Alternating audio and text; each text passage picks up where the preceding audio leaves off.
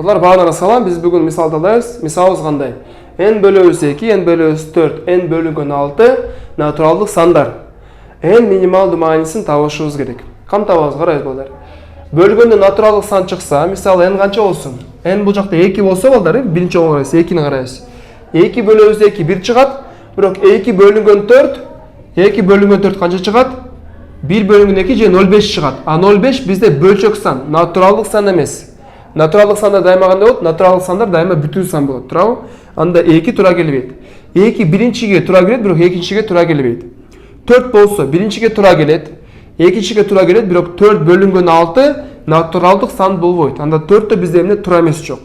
Туура эмес жооп.